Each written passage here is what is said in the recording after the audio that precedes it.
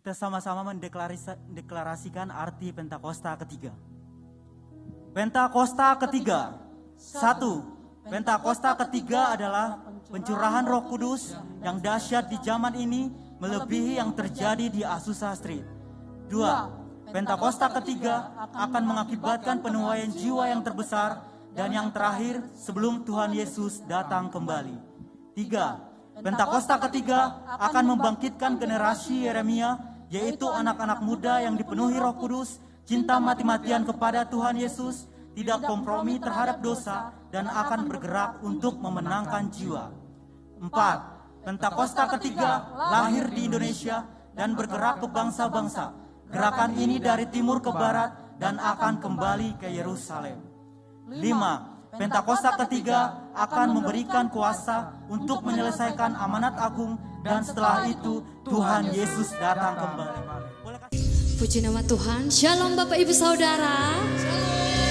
Sekali lagi sambil memberikan senyuman yang terbaik pagi hari ini. Shalom. Boleh kita berikan tepuk tangan yang dahsyat untuk Allah kita yang selalu setia pelihara hidup kita saudara. Dan saya percaya saudara, setiap kita akan diberkati Tuhan pagi hari ini. Amin. Setiap kita akan mengalami perjumpaan pribadi dengan Tuhan Yesus. Yang siap memuji menyembah boleh lambaikan tangannya saudara. Sekali lagi sorakan haleluya. Berikan sekali lagi tepuk tangan untuk Allah kita yang selalu setia, yang begitu baik dalam hidup kita saudara.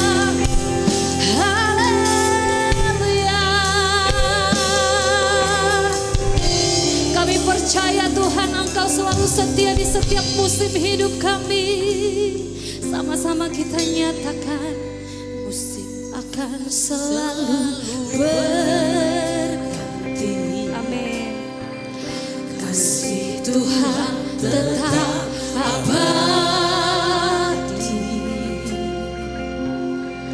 tak akan berubah sampai selamanya. Ku tetap percaya, dengan yakin nyatakan, ku yakin Tuhan memberkati. Mari semua bernyanyi untuk Tuhan saudara. Yakin Tuhan melindungi. Tuhan rindu penyembahan saudara. Burung di udara Tuhan pelihara, karena kasih-Nya angkat tanganmu. Tuhan selalu menolongku, selalu menjagaku, sehelai di rambutku tak akan terjatuh tanpa seizin-Mu. Tuhan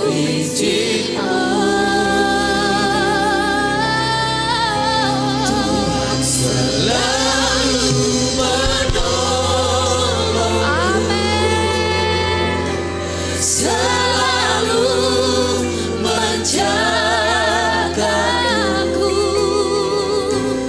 Dia mengenyangkanku dan peliharaku seumur hidup.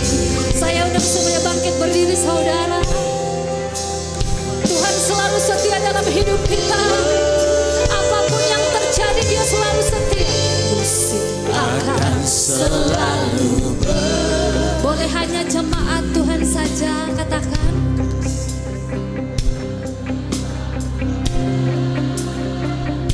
Benar ya Tuhan.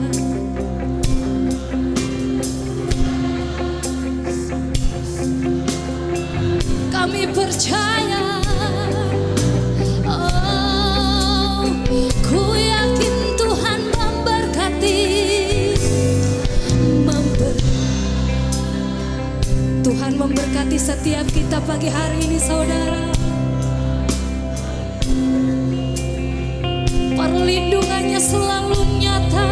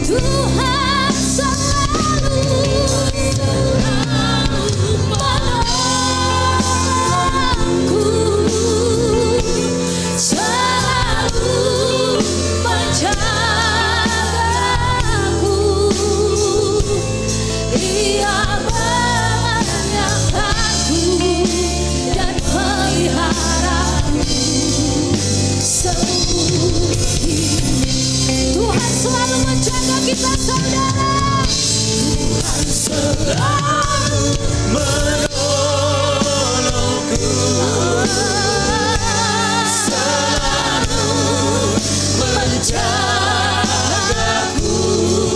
Amin. Sehelai rambutku tak akan terjang Tanpa seizinku.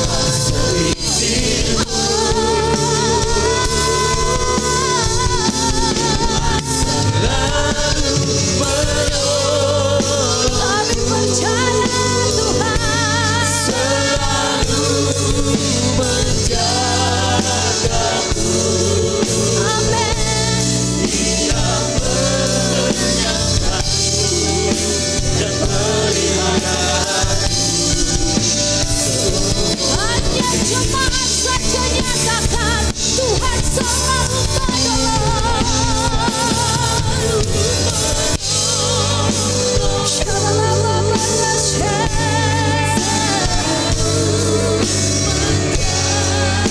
Selalu menolong kami Tuhan. Dialah yang selalu pelihara hidup kita saudara. Tuhan selalu.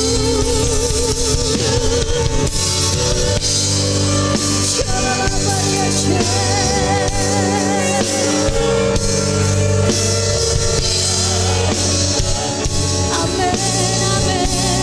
Dia mengenyangkanku dan peliharaku seumur hidupku. Engkau mengenyangkan kami Tuhan dan pelihara kita seumur dengan iman. Tuhan selalu Dia mengenyangkanku dan peliharaku seumur hidup.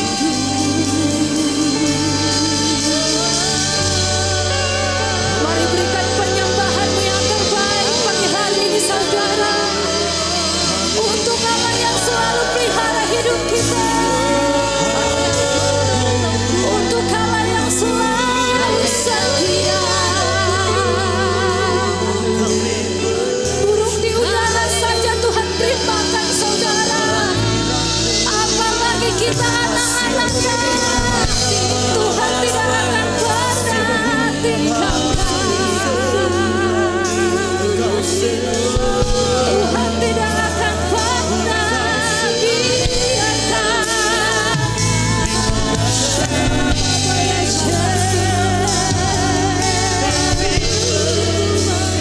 Mari menyembah dalam roh. Mari menyembah dalam roh. Sembah Dia. Haleluya.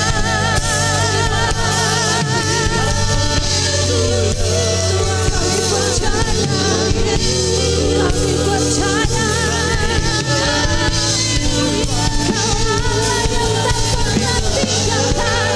Kau Allah yang tak pernah biarkan. Kau Allah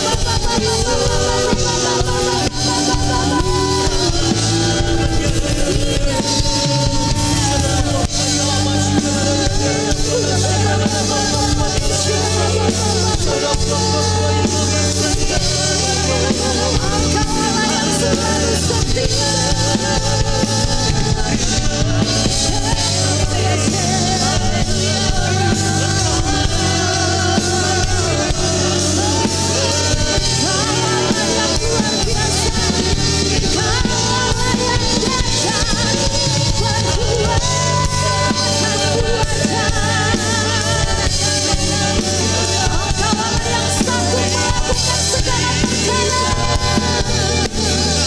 Dia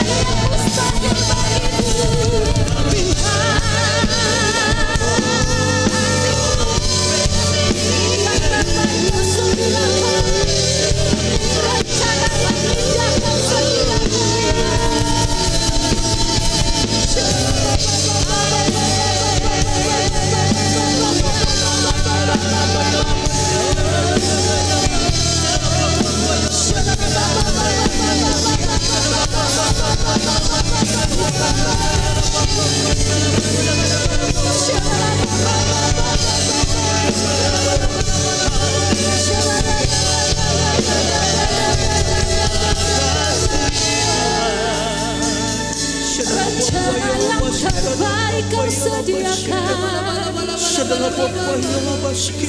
rencana yang indah Kau sediakan. Tiada yang mustahil bagimu.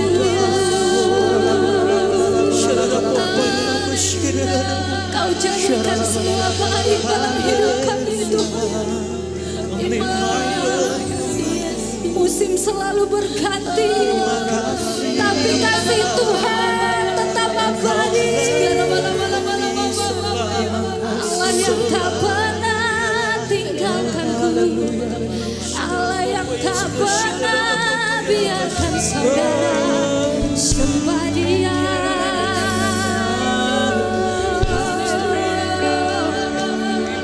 Kami percaya Tuhan, di saat kami menyembah Kau dalam roh dan kebenaran, ada mujizat Tuhan terjadi bagi kami. Yang sakit Tuhan sembuhkan pagi hari ini, yang sakit Tuhan sembuhkan, yang lemah Tuhan kuatkan, yang lemah Tuhan kuatkan. Kau yang mengalami pergumulan yang besar, mari datang kepada Dia. Mari nyatakan segala pergumulanmu. Dia Allah yang selalu mendengar. Kau Allah yang selalu punya cara untuk menolong setiap kami. Kau Allah yang selalu punya cara untuk menolong kami. Kau Allah yang selalu punya cara untuk menolong kami.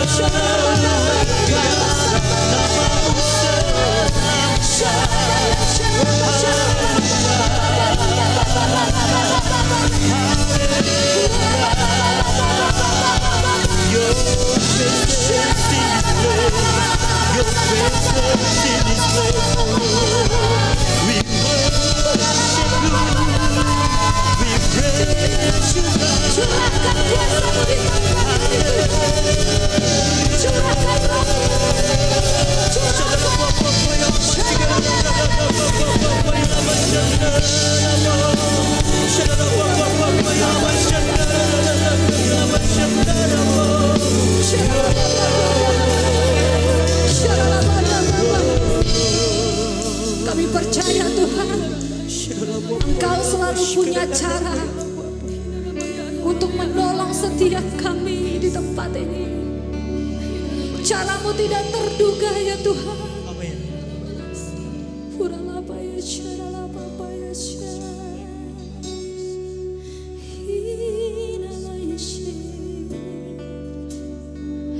Kau selalu punya cara untuk menolongku.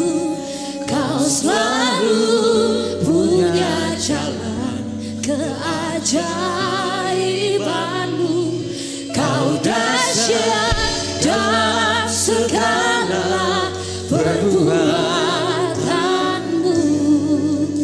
dan ku terang di dalam cara. Hanya jemaat Tuhan, Kau selalu, yes, Tuhan selalu punya cara saudara. Apa yang tidak kita pikirkan, apa yang tidak kita lihat dan kita dengar, itu yang Tuhan sediakan. Yes Lord.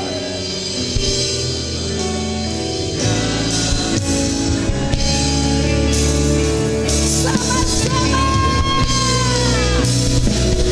Kau selalu punya cara untuk menolongku.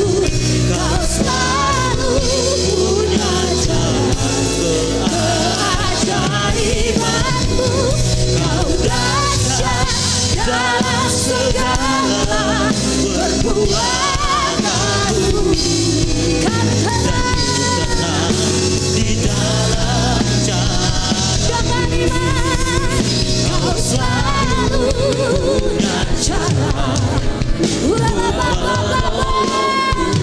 Kau selalu Engkau punya cara Tuhan untuk menolong setiap kami. Kau dahsyat dalam segala perbuatan. Karena Engkau Allah yang ajaib. Dan ku tenang di dalam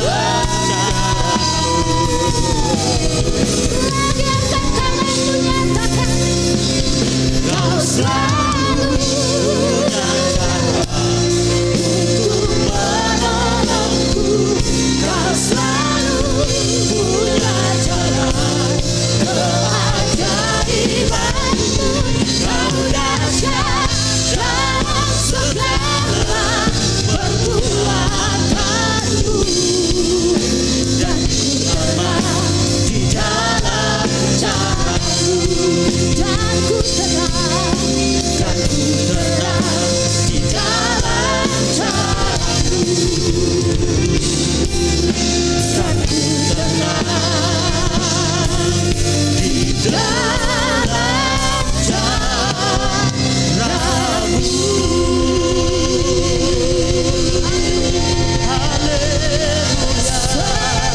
Haleluya, haleluya.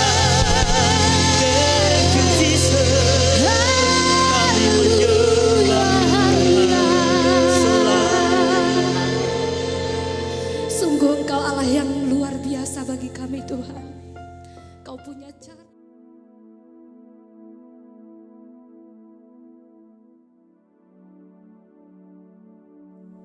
Shalom semuanya. Pada tanggal 17 Agustus 2023, kita merayakan ulang tahun kemerdekaan Republik Indonesia yang ke-78. Tuhanlah yang memberikan kemerdekaan bagi Indonesia dari segala bentuk penjajahan. Dirgahayu Republik Indonesia. Sesuai dengan Yeremia 29 ayat 7, kita harus mengusahakan kesejahteraan dan berdoa bagi negara dan kota di mana kita tinggal.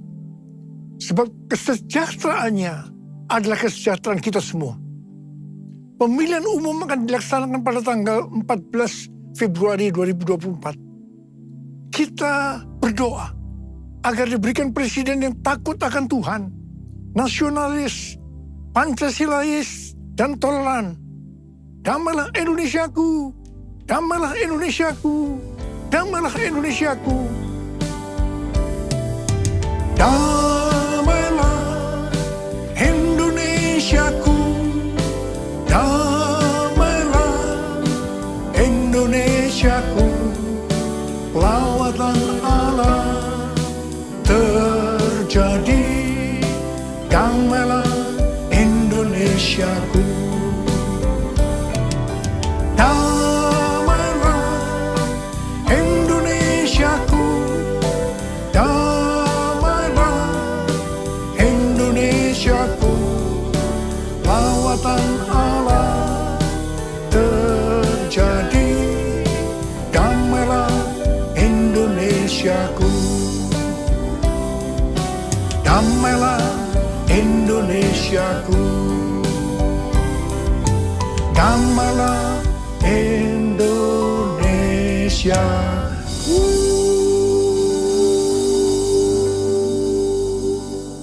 Pada bulan Agustus ini, yang merupakan bulan yang bersejarah bagi bangsa Indonesia, Tuhan juga mengingatkan kepada kita yang percaya bahwa kita sudah dimerdekakan dari penjajahan hukum dosa dan hukum maut. 2 Korintus 3 ayat 17 berkata, sebab Tuhan adalah roh, dan di mana ada roh Allah, di situ ada kemerdekaan. Haleluya. 1 Korintus 3 ayat 16 berkata, tidak tahukah kamu bahwa kamu adalah bait Allah, dan bahwa roh Allah diam di dalam kamu? 1 Korintus 6 ayat 19 berkata, atau tidak tahukah kamu bahwa tubuhmu adalah bait Roh Kudus yang diam di dalam kamu, Roh Kudus yang kamu peroleh dari Allah. Dan bahwa kamu bukan milik kamu sendiri. Kita adalah bait Allah atau bait Roh Kudus. Karena itu kita sudah dimerdekakan dari hukum dosa dan hukum maut. Karena kita adalah bait Allah atau bait Roh Kudus, maka tubuh ini bukan milik kita sendiri. Kita telah dibeli dan harganya telah lunas dibayar. Karena itu, muliakanlah Allah dengan tubuhmu. Kita dibeli dari tangan iblis dengan darah Tuhan Yesus. Ya, sebelum kita percaya kepada Tuhan Yesus, kita di bawah kekuasaan iblis. Setelah kita menjadi orang percaya, kita adalah milik Tuhan Yesus. Karena itu, kita harus memuliakan Allah dengan tubuh kita. Galatia 5 ayat 13 berkata, saudara-saudara, memang kamu telah dipanggil untuk merdeka. Tetapi janganlah kamu mempergunakan kemerdekaan itu sebagai kesempatan untuk kehidupan dalam dosa. Melainkan layanilah seorang akan yang lain oleh kasih. 1 Petrus 2 ayat 16 berkata, hiduplah sebagai orang merdeka. Dan bukan seperti mereka yang menyalahgunakan kemerdekaan itu untuk menyelubungi kejahatan-kejahatan mereka. Tetapi hiduplah sebagai hamba Allah. Ayat ini mengingatkan kita agar kita hidup sebagai hamba Allah. Yaitu hidup jujur, tidak berpura-pura. Kita sudah dimerdekakan. Kita yang sudah dimerdekakan, jangan hidup dalam dosa lagi. Kita harus saling mengasihi satu dengan yang lainnya. Roma 6 ayat 22 berkata, tetapi sekarang, setelah kamu dimerdekakan dari dosa, dan setelah kamu menjadi hamba Allah, kamu beroleh buah yang membawa kamu kepada pengudusan, dan sebagai kesudahannya, ialah hidup yang kekal. Setelah kita dimerdekakan dari dosa, setelah kita menjadi hamba Allah, kita harus berbuah yang membawa kita kepada pengudusan dan terus-menerus dikuduskan sehingga menjadi serupa dengan gambarnya. Dan akhirnya kita mendapatkan hidup kekal selama-lamanya. Dalam Yohanes 8 ayat 31 dikatakan, jikalau kamu tetap di dalam firman-Ku, kamu benar-benar adalah murid-Ku. Sebagai orang yang sudah dimerdekakan, kita harus tetap memelihara kehidupan kita agar tetap sebagai orang yang merdeka. Karena itu, kita harus hidup sesuai dengan firman-Nya. Kerjakanlah keselamatanmu dengan takut dan gentar, yaitu dengan cara hidup sesuai dengan firman Tuhan. Kalau kita hidup sesuai dengan firman-Nya, maka kita akan mengetahui kebenaran. Dan kebenaran itu yang akan memerdekakan kita. Kita sebagai bait Allah atau bait Roh Kudus harus hidup dipimpin oleh Roh Kudus. Bukan hidup menurut daging. Roma 8 ayat 13 berkata, sebab jika kamu hidup menurut daging, kamu akan mati. Tetapi jika oleh roh kamu mematikan perbuatan-perbuatan tubuhmu, kamu akan hidup. Galatia 5 ayat 19 sampai 21 berkata, perbuatan daging telah nyata, yaitu percabulan, kecemaran, hawa nafsu, penyembahan berhala, sihir, perseteruan, perselisihan, iri hati, amarah, kepentingan diri sendiri, percidraan, roh pemecah, kedengkian, kemabukan, pesta pora, dan sebagainya. Terhadap semuanya itu kuperingatkan kamu, seperti yang telah kubuat dahulu, bahwa barang siapa melakukan hal-hal yang demikian, ia tidak akan mendapat bagian dalam kerajaan Allah. Barang siapa menjadi milik Kristus Yesus, ia telah menyalibkan daging dengan segala hawa nafsu dan keinginannya. Jikalau kita hidup oleh roh, baiklah kita hidup juga dipimpin oleh roh, sehingga akan menghasilkan buah roh. Seperti yang terdapat dalam Galatia 5 ayat 22 dan 23. Buah roh ialah kasih, sukacita, damai sejahtera, kesabaran, kemurahan, kebaikan, kesetiaan, kelemah lembutan, penguasaan diri. Tidak ada hukum yang menentang hal-hal itu. Roh-Mu yang hidup penuhiku, mengalir dalamku. Jiwaku tenang bersamamu dalam naungan-Mu. Ku buka hati untuk jamahan-Mu, berserah penuh di hadirat-Mu. Kau ambil alih seluruh hidupku, di altar-Mu menyembah-Mu, di altar-Mu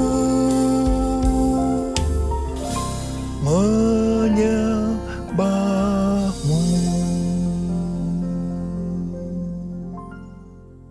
Daud adalah seorang yang sangat mengasihi Allah.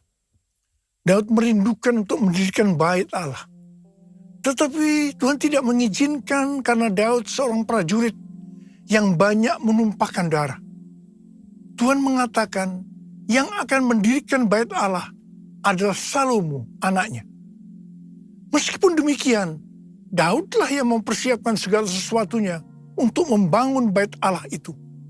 Termasuk menyediakan emas, perak, tembaga, besi, kayu, batu permata.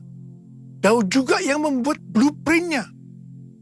Daud berkata bahwa Tuhanlah yang memberikan ilham kepadanya untuk memberikan petunjuk tentang segala pelaksanaan rencana itu. Secara pribadi, Daud juga mempersembahkan emas dan perak untuk pembangunan itu. Pada waktu Daud menantang bangsa Israel untuk memberikan sumbangan untuk pembangunan bait Allah, dikatakan bangsa itu bersukacita karena memberi dengan rela dan tulus ikhlas. Demikian juga dengan Daud, dia sangat bersukacita. Kita harus membangun bait Allah yang adalah tubuh ini. Syarat utama adalah kita harus mengasihi Tuhan, yaitu orang yang menuruti perintah Tuhan. Salah satu bentuk kita mengasihi Tuhan adalah dengan memberikan persembahan secara materi kepada Tuhan dan kepada sesama. Memberi persembahan secara materi ini bukan hanya dilakukan oleh orang yang hidupnya berkelimpahan saja, tetapi termasuk bagi orang yang berkekurangan. Pada waktu kita memberi, seperti yang terjadi kepada Daud dan bangsa Israel, maka kita akan mengalami sukacita yang berlimpah. Kisah para Rasul 20 ayat 35 berkata, adalah lebih berbahagia memberi daripada menerima. Sukacita ini akan kita alami kalau kita memberi. Dan hati yang gembira adalah obat yang manjur. Haleluya!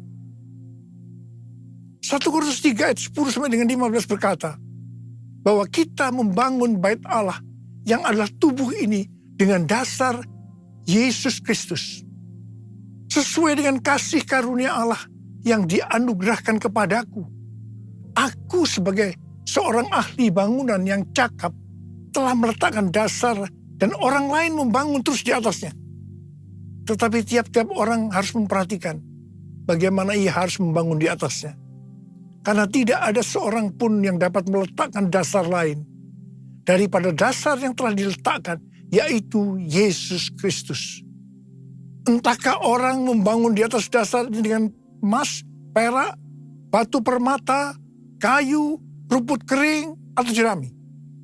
Sekali kelak, pekerjaan masing-masing orang akan nampak. Karena hari Tuhan akan menyatakannya. Sebab ia akan nampak dengan api. Dan bagaimana pekerjaan masing-masing orang akan diuji oleh api itu. Jika pekerjaan yang dibangun seseorang tahan uji, ia akan mendapat upah. Jika pekerjaan terbakar, ia akan menderita kerugian. Tetapi ia sendiri akan diselamatkan. Tetapi seperti dari dalam api. Pertanyaannya, bahan apa yang kita gunakan? Apakah dengan bahan emas, perak, batu permata, atau bahan kayu, rumput kering atau jerami? Semuanya itu akan nampak pada hari Tuhan saat pekerjaan kita diuji dengan api. Jika pekerjaan kita tahan uji, artinya tidak terbakar karena terbuat dari bahan emas, perak, dan batu permata, maka kita akan mendapat upah. Tetapi sebaliknya, kalau pekerjaan itu terbakar karena bahan yang digunakan adalah kayu, rumput kering, jerami, maka akan mendapat kerugian. Selamat sih selamat, tetapi seperti keluar dari dalam api. Artinya hampir-hampir tidak diselamatkan. Hampir-hampir tidak diselamatkan dapat diartikan kehilangan upah atau pahala. Kedudukan yang rendah di sorga. Kehilangan kesempatan pelayanan dan kekuasaan di sorga. Kehilangan kemuliaan dan kehormatan di hadapan Allah. Karena itu, mari kita memperhatikan sungguh-sungguh dengan serius pekerjaan pelayanan kita. Termasuk juga kualitas kehidupan kerohanian kita. Jangan menjadi orang Kristen yang acuh tak acuh. Agar kita mendapatkan upah di sorga. Nothing can tear me away from your love, Lord. Nothing can separate your heart from mine. Nothing can tear me away from your love, Lord. I am yours, I am yours, and I love you. Jesus, I love you, and I love you because you first loved me. Because you first loved me. Because you first loved me. Because you first loved me. Sesuai dengan 2 Tawarikh 3 dikatakan bahwa Salomo mendirikan bait Allah di Yerusalem, di Gunung Moria. Di Gunung Moria, di tempat pengirikan ornan orang Yebus itu, Tuhan menyuruh Daud membuat mezbah bagi Tuhan untuk mempersembahkan kurban bakaran dan kurban keselamatan, supaya tulah penyakit sampar yang mengakibatkan 70.000 orang Israel mati itu berhenti. Bait Allah Salomo merupakan perpaduan dari tabernakel Musa dan tabernakel Daud. Tabernakel Musa berbicara tentang hukum Allah, sedangkan tabernakel Daud berbicara tentang doa, pujian, dan penyembahan. Sebagai bait Allah, maka kita harus taat kepada firman Allah dan hidup dalam doa, pujian, dan penyembahan. Saya teringat kepada almarhum Bapak Pendeta Petrus Octavianus sebagai pendiri dari YPPII Batu Malang. Setiap kali saya berkhotbah di kebaktian tahunan di YPPII di Batu Malang, beliau akan berkata seperti ini. Di dalam ibadah itu terdiri dari 2 unsur. Unsur pertama, doa, pujian, dan penyembahan. Unsur kedua, pemberitaan firman Tuhan. Itu saja. Seperti yang dilakukan di gerejanya Pak Niko. Di Gunung Moria, tempat dari bait Allah Salomo, adalah tempat di mana Tuhan meminta kepada Abraham untuk mempersembahkan Ishak sebagai kurban bakaran. Saya percaya bagi Abraham hal itu pasti sangat sulit untuk dimengerti. Ishak diberikan kepada Abraham dan Sarah pada masa tuanya, di mana mereka sudah tidak mungkin mempunyai anak lagi. Ishak adalah anak tunggal. Hati Abraham sangat dekat kepada Ishak. Dan tiba-tiba Tuhan meminta kepada Abraham agar Ishak dipersembahkan sebagai korban bakaran. Dalam hal ini Tuhan menguji Abraham. Apakah Abraham lebih mengasihi Tuhan dibanding mengasihi Ishak? Ternyata dalam pergumulan yang sangat berat ini, Abraham menang. Abraham lebih mengasihi Tuhan ketimbang mengasihi Ishak. Abraham keluar sebagai pemenang dalam pergumulan ini karena rela berkorban. Perlu pengorbanan untuk menjadi pemenang. Setelah Abraham lulus dalam ujian ini, Abraham diberkati Tuhan berlimpah-limpah. Kalau kita menginginkan pengurapan, kuasa, dan berkat yang berlimpah-limpah seperti yang diterima oleh Abraham, maka kita harus mengasihi Tuhan lebih dari yang lain-lain. Termasuk keluarga, uang, harta, kedudukan, harga diri, dan lain-lain. Ini perlu pengorbanan. Untuk menjadi pemenang, sekali lagi saya katakan perlu pengorbanan. Dalam Roma 12 ayat 1, kita diminta untuk mempersembahkan tubuh ini sebagai kurban persembahan yang hidup, kudus, dan berkenan kepada Tuhan. Itu adalah ibadah kita yang sejati. Untuk bisa mempersembahkan tubuh ini sebagai persembahan yang hidup, artinya tidak mati rohani, tidak suam-suam kuku, kudus, dan berkenan kepada Tuhan. Perlu pengorbanan. Tidak benar kalau ada orang yang mempunyai pengertian bahwa setelah lahir baru kita bebas melakukan apa saja dengan alasan pasti Roh Kudus yang memimpin. Pasti Roh Kudus yang menuntun sehingga Bapa akan tersenyum. No, justru kita harus berusaha sungguh-sungguh untuk mempersembahkan tubuh ini sebagai persembahan yang hidup, kudus, dan berkenan kepada Tuhan. Sekali lagi, perlu pengorbanan. Mari kita katakan bersama-sama, Bapa, ku persembahkan tubuhku sebagai persembahan yang hidup, kudus, dan yang berkenan padamu, sebagai ibadah yang sejati. Ku sembah Kau Tuhan, ku sembah Kau Tuhan, ku serahkan hidupku kepadamu untuk kemuliaan nama-Mu. Pada tanggal 21 sampai dengan 24 Juni 2023 di Amsterdam diadakan konferensi Empower 21 yang temanya adalah Everyone, A New Era of Evangelism.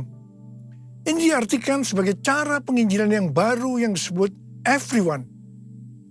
Konferensi ini dihadiri lebih kurang 6.000 orang dari 130 negara.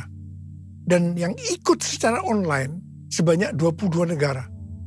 Jadi total keseluruhan 152 negara. Hampir semua yang ikut terlibat dalam pelayanan.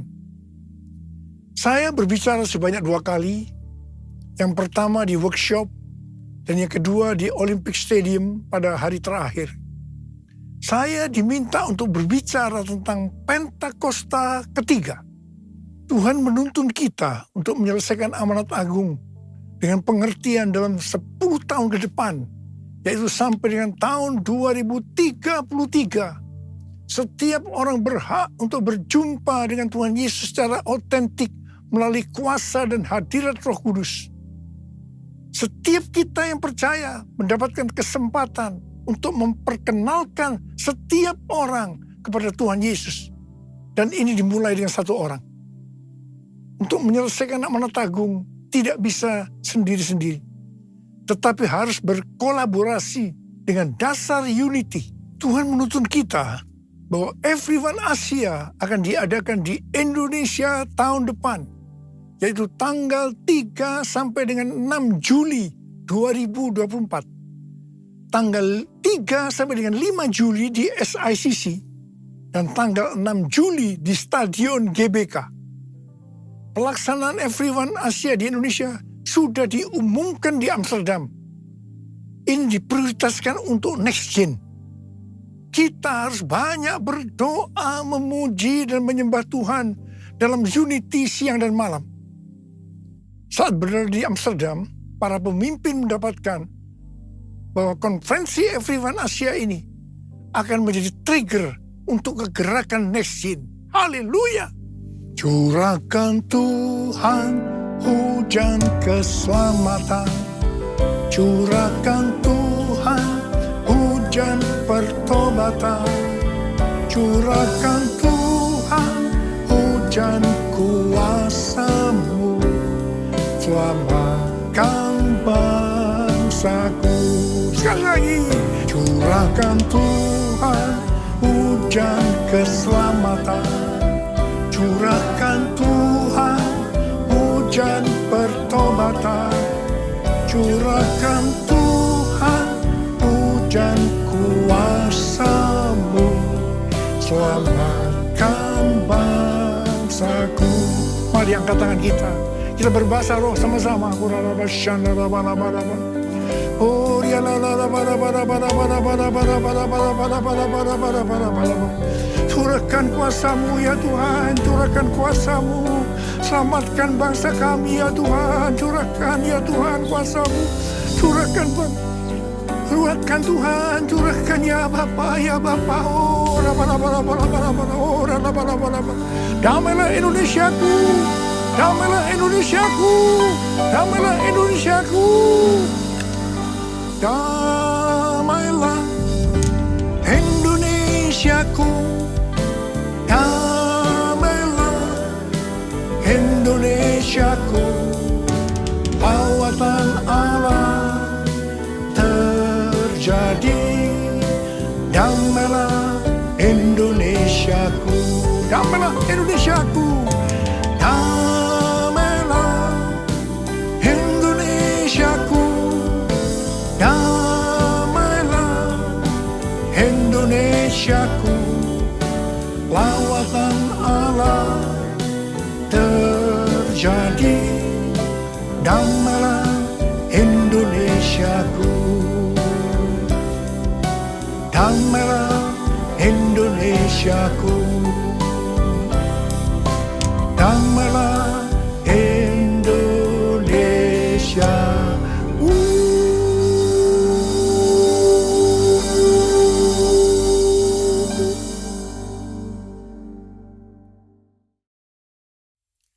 Mari, saudara-saudara, kita akan masuk dalam perjamuan kudus. Kita akan mengingat ayat ini. Sebab setiap kali kamu makan roti ini dan minum cawan ini, kamu memberitakan kematian Tuhan sampai Ia datang. Perjamuan kudus adalah perjamuan Tuhan Yesus sendiri. Setiap kali kita masuk dalam perjamuan kudus, Tuhan Yesus selalu berkata, biarlah ini menjadi peringatan akan daku. Peringatan akan daku. Karena itu mari arahkan hati kita kepada kebaikan Tuhan. Kita akan mengingat kebaikan Tuhan. Mari tundukkan kepala. Bapa, siapakah kami sebelum kami mengenal Engkau? Kami semua orang berdosa. Upah dosa adalah maut, mati. Tapi Engkau yang tidak berdosa telah dijadikan dosa oleh karena kami. Engkau harus turun dari sorga mulia, menjelma menjadi manusia, mati ganti kami dengan penderitaan yang luar biasa. Sungguh kalau kami pikirkan Tuhan betapa baiknya Engkau itu. Engkau jadikan kami sebagai anak-anak-Mu. Engkau berkati, Engkau tuntun, Engkau bela, Engkau tolong, Engkau sembuhkan, Engkau urapi kami Tuhan. Tuhan terima kasih. Engkau juga hajar kalau kami salah. Terima kasih untuk Engkau ya Abah. itu Engkau. Tuhan akan memberkati kita semua melalui perjamuan kudus. Tapi Tuhan mau kita makan dan minum dengan cara yang benar. Karena itu masing-masing berdoa. Introspeksi. Lihat keadaan dirimu masing-masing. Jangan menyimpan dosa. Kalau ada dosa yang Tuhan ingatkan, langsung minta ampun. Langsung minta ampun supaya diberkati Tuhan. Ampuni kami Tuhan. Ampuni kami. Ampuni ya Aba, ampuni. Kau melihat anak-anakmu yang sedang berdoa, meminta ampun pada Tuhan. Ampuni ya Tuhan. Layakkan kami masuk dalam perjamuan kudus. Kami akan masuk dalam perjamuan kudus dengan hati yang penuh ucapan syukur. Dalam nama Yesus. Amin.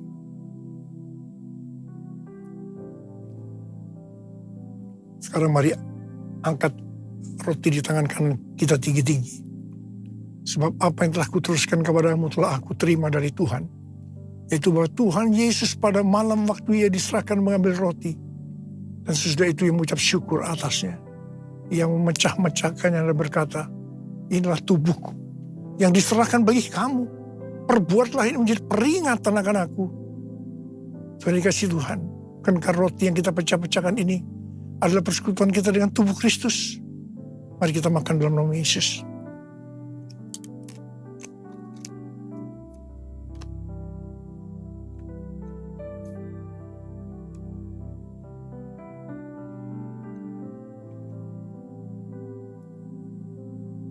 Angkat cawan di tangan kanan kita tinggi-tinggi.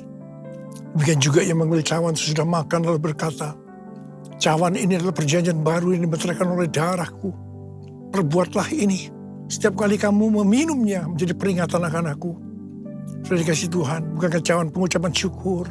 Yang atasnya kita ucapkan syukur adalah persekutuan kita dengan darah Yesus. Mari kita minum dalam nama Yesus.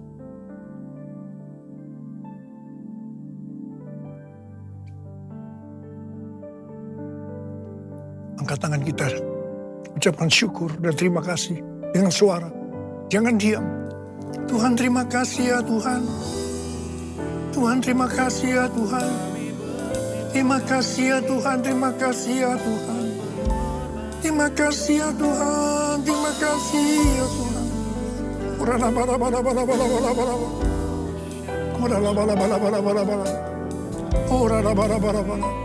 Bapa, Engkau akan menyembuhkan yang sakit.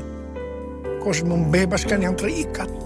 Engkau menghibur yang susah. Engkau menguatkan yang lemah. Dalam nama Yesus. Sembuh dalam nama Yesus. Sembuh, sembuh, sembuh dalam nama Yesus. Sembuh, sembuh. Sembuh dalam nama Yesus. Sembuh. Terima kasih Yesusku. Terima kasih Yesusku. Puji syukur hanya bagi Tuhanku. Terima kasih Yesusku. Terima kasih Yesusku. Puji syukur hanya bagi Tuhanku. Terima kasih. Terima kasih Yesusku. Terima kasih Yesusku. Puji syukur hanya bagi Tuhanku. Terima kasih Yesusku. Terima kasih Yesusku. Puji syukur hanya bagi Tuhanku. Puji syukur hanya bagi Tuhanku. Puji syukur hanya bagi Tuhanku.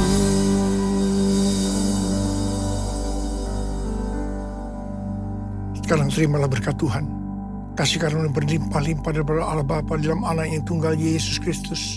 Persekutuan yang manis dengan Roh Kudus menyertai saudara segala mulai hari ini sampai Tuhan Yesus datang menjemput kita di awan-awan dan bahkan sampai selama-lamanya. Yang percaya bersama-sama katakan amin.